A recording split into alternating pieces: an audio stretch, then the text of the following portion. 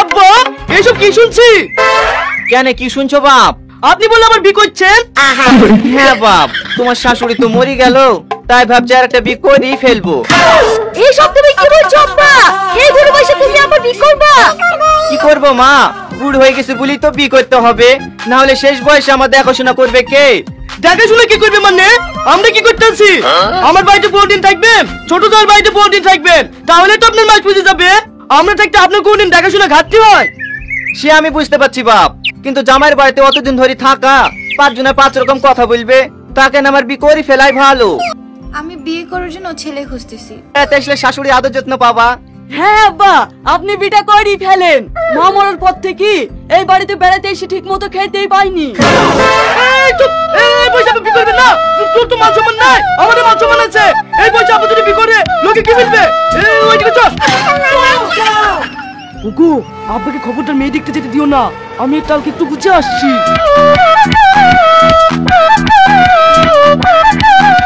এই সব পাগলা, আমার ওই কাউশালীকে কিসের লেগে বিয়ে করেছি? কিসের লেগে বিয়ে করবো আবার? শ্বশুরের মেলা জমি জায়গা আছে তার লেগে। এই জমি জায়গা লেগে বিয়ে করেছি তো, এক কোন শ্বশুর বিয়ে করলে সে ছেলে হইলে সমস্ত জমি জায়গা মালিক যে সে হবে, তখন তুই কি নিবি? ঘন্টা? আরে শালা, আমি তো অত দূর ভাবিনি। চলো ভাই চলো, দরকার হয় শ্বশুরকে ধরিতে পারতে হবে, তবুও বিয়ে করতে দেওয়া যাবে না। আচ্ছা, না হলে শ্বশুরের জমিলি জাবাদ করছি, সব হাতছাড়া হয়ে যাবে। এই বিশ্বাস হয়েছে? ঠিক আছে তো।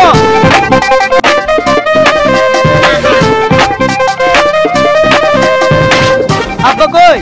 আব্বা তো নাই, তোমরা বেরিয়ে গেলে আর ঘটকে এসে আব্বাকে ডেকে নিয়ে গেল। দেখে লি গেল মানে?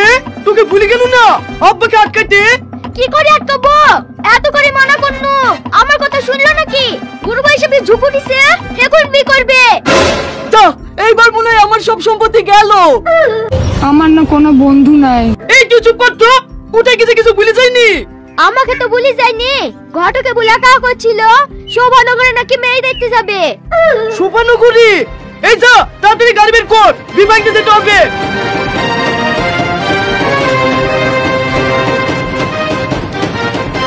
ও চুলকে একটা ভাই, এটা কি শোভানগর? হ্যাঁ। বলছে আপনাদের এই পাড়াতে একটা বয়স্ক করে লোক মেয়ে দেখতে আসেনি?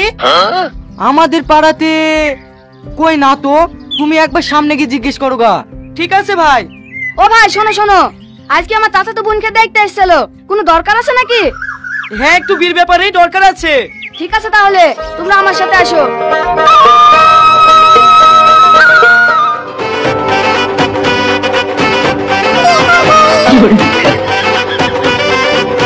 যাও, বুড়িকে ঘরে নিয়ে যাও। ওঠ। শখ মেটালো বিয়ে করে।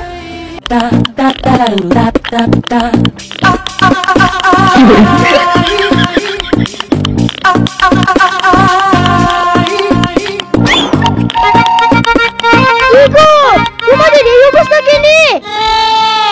আর বলো না, আমরা দুই ভাইরা মিলে আব্বার বিয়ে ভাঙতে গেছিলু। আব্বা কোন বাড়িতে মেয়ে দেখতে গেছিল তা তো আমরা জানিনি, তাই ভুল করে অন্য বাড়িতে ঢুকে পড়েছিল। তাদের আবার ঘরে ঘরে বিয়ে, না জানি ওই বিয়ে ভাঙতে গিয়ে কি মারলো। বড় ভাই চেতা ছিল বলি শুধু ওর মুখেই মেরেছে, মুখেই মেরেছে। এমন পিটান পিটামু তোরে। 1000 টাকা এই বিটা দিতে পারলে তোমার শ্বশুর আমাকে 10 কাঠা জমি লিখে দেবো বলিছে।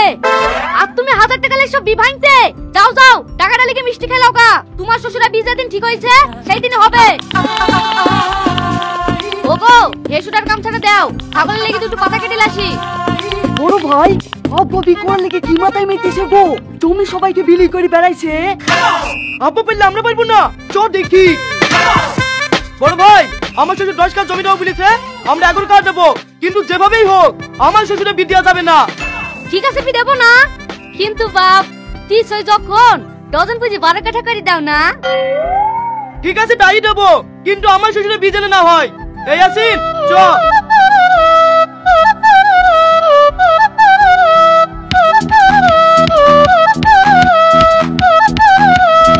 তোমরা এতক্ষণ কোথায় ছিলি? তোমাদেরকে ডেকে ডেকে পাওয়া যাচ্ছে তোমরা ছেলেরা কি শুরু করছো ভাই? না। কোথায় যাবো আব্বা? এই দেখেন একটু চায়ের দোকান পানে গেছিল। শুধু চায়ের দোকানে বসে থাকলে হবে? কেনাকাটা গুলো করতে হবে না? আমি একা মানুষ, কয়দিক সামলাবো? লাও ব্যাগটা ধরো, চলো তাড়াতাড়ি বাজারটা করিলে আসি।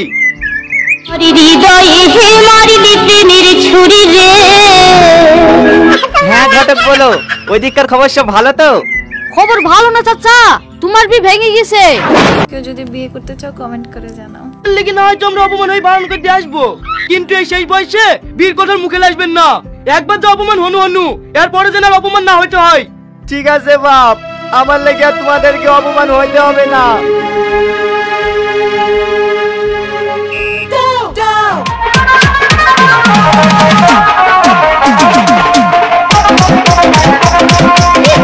তোমাদের রং লেগে গেল নাকি? রং লাগবে না, বি ক্যান্সেল। শ্বশুরের সব সম্পত্তির মালিক এখন আমরা দুই ভাইরা।